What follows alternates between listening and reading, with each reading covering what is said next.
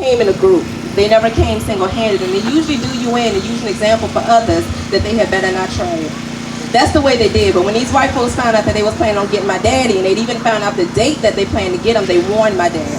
My dad had a cousin and my mom had a sister. Those two got married and they lived in Savannah. Somehow, my parents got in touch with them and told them what was going on. So they made arrangements for mom and dad to escape and come to them so they wouldn't have to suffer the punishment.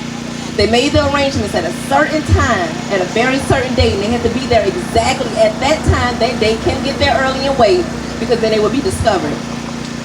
Anyways, it reads that way. All my daddy had to do was get the, all my daddy had to get to the station was a horse and wagon. We would call it a horse and buggy. He grabbed his family together at the time and they made the plans to make that train. They had to arrive right on time. Then a severe thunderstorm came up, as it would happen, because it always happens. And now here my daddy was with 8 children, him and his wife, who was my mom. That's 10 people in a horse and buggy. The only thing they had was some quilts to cover the kids up because there was a thunderstorm. And during that time, they had chickens that they put in a cage called a coop. So they had a chicken coop, 8 children, him and my mom, and they ran as fast as the buggy could go in a storm and got there just in time to unload and get on the train. Well, the white man got there in time enough that my daddy was just putting the last of the people on the train, and they were just fixing to pull off, and they didn't get a chance to get his coop of chicken. So I'm sure Mr. Button took that back. But that's the way we got to Savannah. So that's like one of the tragic, like, it's beautiful, it's like a beautiful tragedy. It's like, you know, their lives on the line just like that. And there's so many stories that, just like that I get. So I get a lot of amazing stories. So like in Savannah, Miss Smith talks about how her mother was the first black woman to own a car.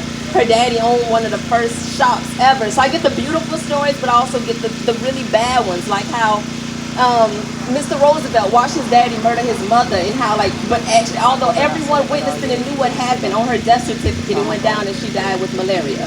You know what I'm saying? So it's like our stories really are like no one else can tell our stories but us.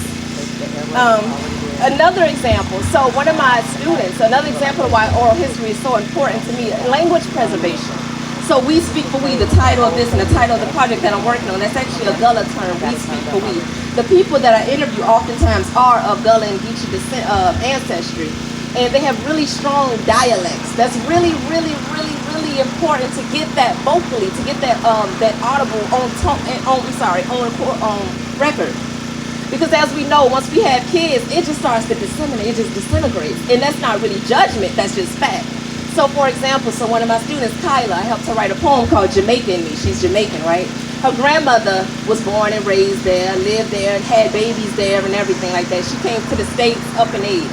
Her mother, Kyla's mother, was born there, raised there. She was 14, then came to the States. Kyla was born and raised in the States. She has no accent. The only Jamaican food she says she likes is dumplings and oxtails. So now I can only imagine, when she had kids, how much more Jamaican culture will there be present? You know what I'm saying? You know.